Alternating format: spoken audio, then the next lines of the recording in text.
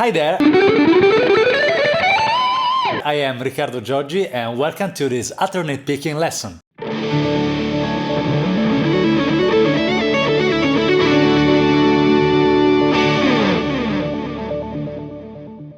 Years ago, I've been literally obsessed with this technique, especially when I discovered Dream Theater and John Petrucci's playing. In the mid-90s, when I was a kid, I was about 12 or 13 years old. Now I am pretty happy to say that I am not an alternate picking addicted anymore. Of course, not because I have something against this technique. I love this technique, but just because I exaggerated with it at the time. I use more the economy picking or legato in my playing at the moment. But sometimes I still like to play some fast alternate picking run here and there. It is fun for me and it sounds great in the right context. I think any kind of guitar player should practice at least the alternate picking basics. By saying this, I definitely don't mean that we must alternate pick everything all the time, but I think it's something that any guitar player should be able to do if required. Today I'm going to show you a lick, a pretty fast lick actually, how to practice it, and in general I'm going to give you some tips on how to improve your alternate picking technique. If you are new to my channel, I do videos all about the guitar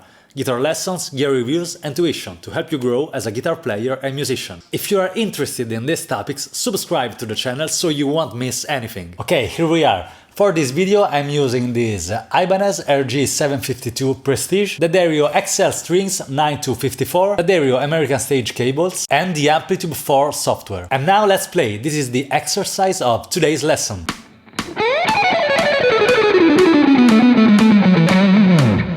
This run is based on the F sharp minor scale.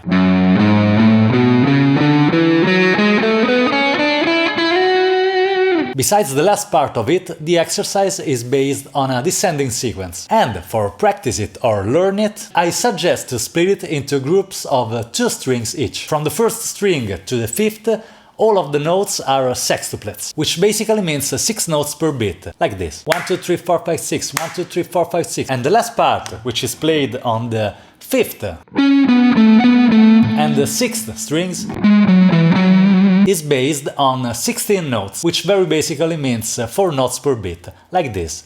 1, 2, 3, 4, 1, 2, 3, 4, 1, 2, 3, 4. Okay, now a good question from you guys could be, how can I play this lick at speed? And this is a very good question indeed, so let's talk about practice strategies. It's very common to say, or at least I heard this a lot of times, start slowly, then little by little increase the speed of the metronome. Okay, this may work, and this may work for someone for sure, but in my personal opinion, this is not always the best practice strategy. I find the simple metronome speed increasing strategy a little bit boring and pretty long for achieving some real results. I usually find easier and more effective to change the rhythm value of the notes or of the lick, like in this case. Of course we can and we have to change the speed of the metronome, but in my personal opinion it's way more effective if you change the speed of the metronome and the rhythm values, rather than changing the metronome speed only. For the next examples I'm going to focus on the sextuplet part of the exercise. The very last part is a more relaxed and melodic sequence, so I'm going to focus on the first part, which is more technical and challenging. We know that this lick is in sextuplets, so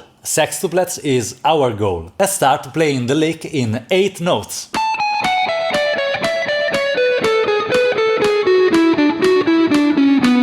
Then, when we gain enough control of it, let's play the same exercise in 16 notes.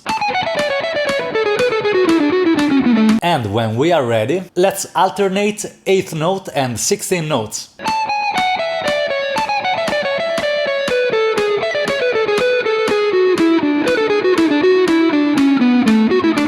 And now, if you feel you're ready, stop changing the rhythm values, let's go to the sextuplets only. Thank you so much for joining this lesson. Consider subscribing to the channel if you found it useful and interesting. Hit the like button and don't forget to activate the notification bell. Thanks again, I'll see you in the next video. Bye!